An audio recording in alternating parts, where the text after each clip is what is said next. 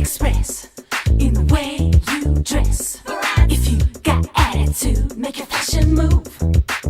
Don't theorize, accessorize. If you got passion, show it in your fashion.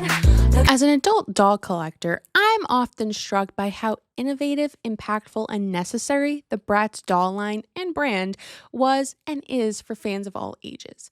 I was in the perfect demographic when the Bratz line first launched in 2001. And I've loved them ever since. Where would the doll world be without them? How lucky are we that they made it, that they exist? Hi everybody, I'm Athena, this is Aegeus Dolls. Welcome to my doll world. In this video, we explore the origin of Bratz, the reasons they became a cultural hit, and why they continue to captivate collectors and fashion lovers alike.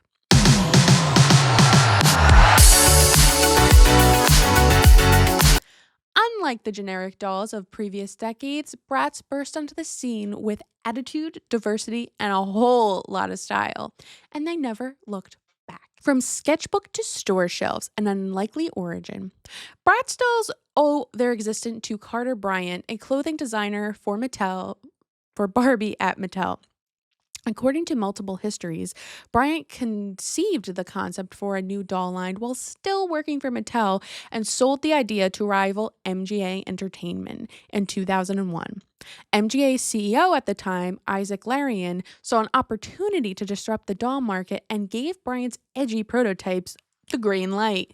The result was the first edition of Bratz, released May 21st, 2001, and featured 4 characters: Yasmin, Chloe, Jade, and Sasha, each with a distinct ethnicity.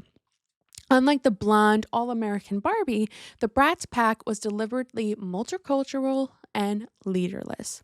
Their tagline, "Girls with a passion for fashion," which I love, signaled a shift from career-focused play to the joys of personal style. As a collector, what first drew me to Bratz was their fearless design and the warmth I felt from them. Yasmin was my first Bratz doll, and I saw myself in her. I used her as my mini-me for years as a child.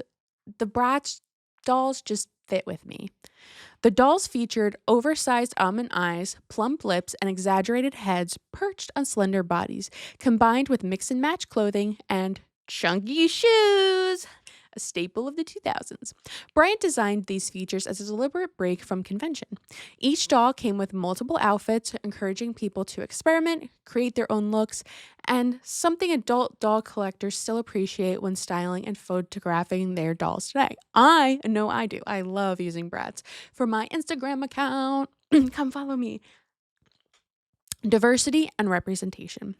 A revolution in the doll aisle, Bratz arrived at a time when Barbie dominated almost 100% of the fashion doll market. But the all-American archetype left many children and adult doll collectors craving representation. MGA's decision to launch a multi-ethnic group proved revolutionary. As one article observes, the dolls' different skin tones, hair colors, and facial features showed that no character was the leader. The Doll History website underscores that the first character, Yasmin, debuted in 2001 and quickly joined by Chloe, Jade, and Sasha. Their urban clothing drew inspiration from Y2K street style and hip-hop culture, resonating with a generation of kids who saw themselves reflected in the dolls' looks and attitude. From an adult perspective, this inclusivity feels even more significant. Collectors from diverse backgrounds often share stories of finally seeing a doll that looked like them. Bratz designer Jasmine Larian noted that girls from African American, Middle Eastern, and Latin backgrounds didn't necessarily want to buy a blonde doll all the time. They wanted toys that resembled who they were. For people who grew up with limited representation in toys, Bratz offered validation and a sense of belonging, which was quite long overdue, disrupting the market and sparking controversy. Bratz didn't just diversify the toy aisle, they also shook up the business landscape. Their first year grossed $97 million in the global sales, and by 2005, the brand had earned $2 billion.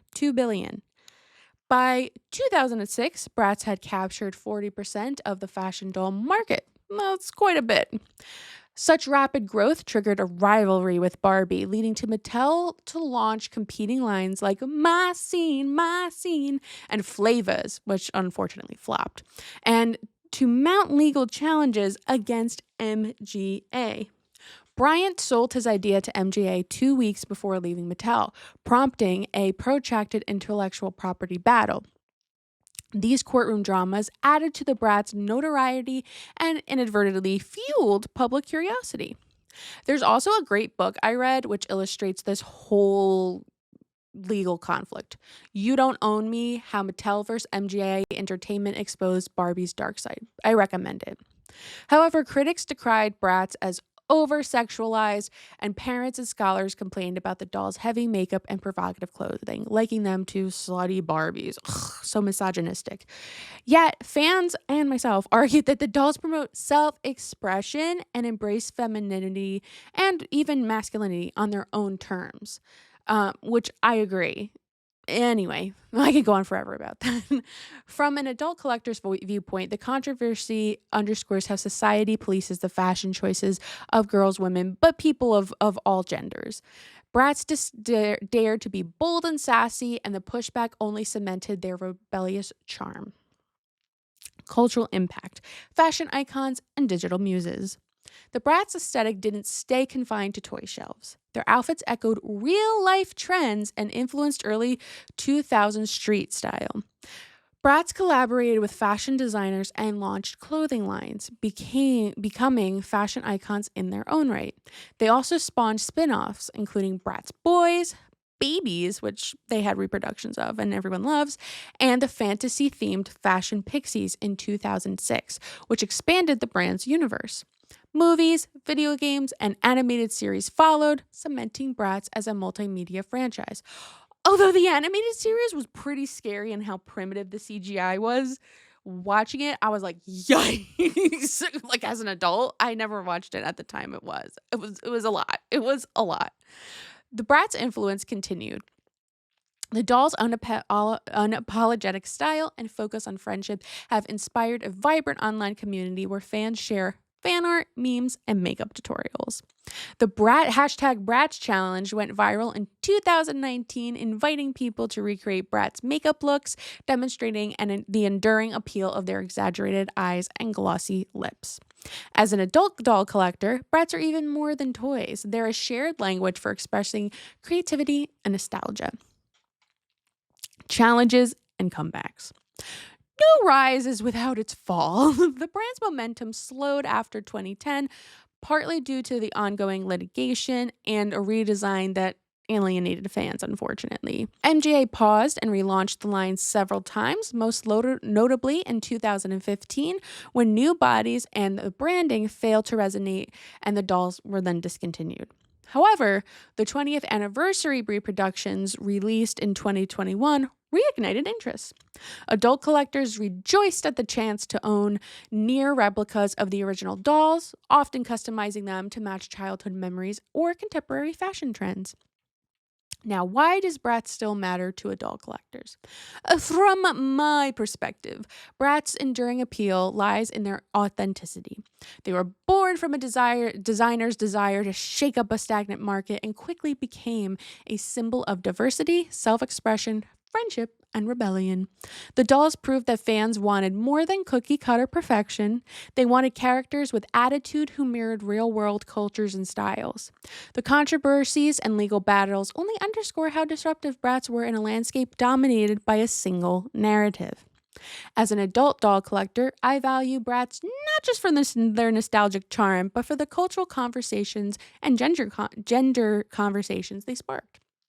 They pushed the toy industry towards inclusivity, challenged societal norms about femininity and gender, and influenced fashion trends that persist today.